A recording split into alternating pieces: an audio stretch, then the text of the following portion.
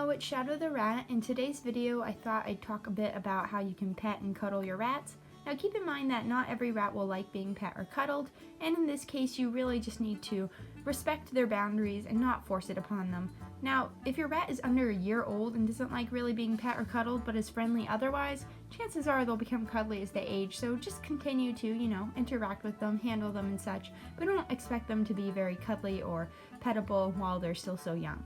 Now first I thought I'd go over some signs that your rat is very much happy with the way you're petting them and wants you to continue. These would be things like bruxing, which is when they grind their teeth back and forth together, boggling, which is when their eyes pop in and out, or when they're just sitting very still in your lap and they look very content.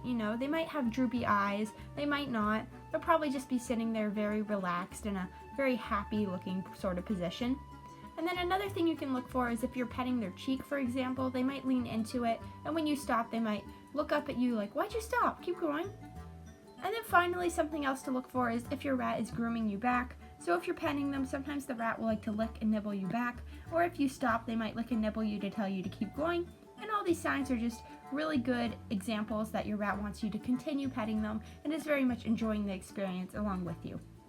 So now I thought I'd get into some of the places you can try petting your rat. Now keep in mind, of course, that not all rats will like being pet in the same place.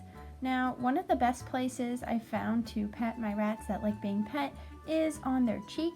For some reason, a lot of rats seem to like it when you give them a cheek rub.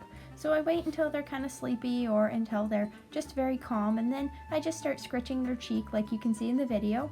And they'll usually lean into it if they like it, or they'll start licking me back, which is a good sign that I can continue because they are very much enjoying it. Now another place that you can try petting them is along their crest or their scruff. So this would just be the neck area, and I found that rats like it when you ruffle the fur backwards here.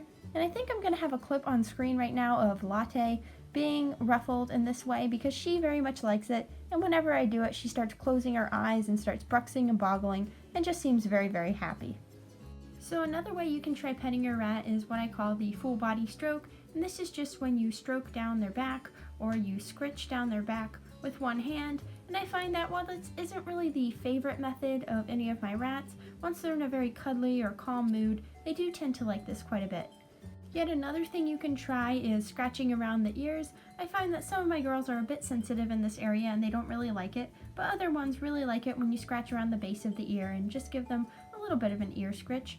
And as you can see in the video I have on right now, Latte does tend to like these ear scritches more than my other rats. And finally, we have what I would call the belly rub. Now, not very many rats seem to like these, or at least not in my experience. And this is probably because being on their back is a very vulnerable position. Now with my girls, I don't just up and flip them over when I'm petting them. It's more that they're already used to being flipped over, so sometimes if they're very relaxed, I will try putting them on their back and just see how they'll react to it. Now in the case of Shadow, which is the rat I have on screen right now, she very much liked belly rubs, and in fact she'd get so relaxed that she'd start turning over on her own, and all I'd have to do is help her finish flipping, and then she'd enjoy a very nice belly rub. And you can see in this video, she would move her little feet and she just would close her eyes and look so very peaceful and cute and happy. So before I end this video, I just wanted to cover just one more topic, and that is that some rats might be a little too timid or skittish to feel safe cuddling outside of their comfort zone, which would be like the cage or one of the boxes. So what you can try in this case is you can try to place your rat inside your hoodie, or you can try placing them inside a blanket or inside a snuggle pouch and seeing if they'll feel more comfortable in there and will be more happy to snuggle and let you pet them.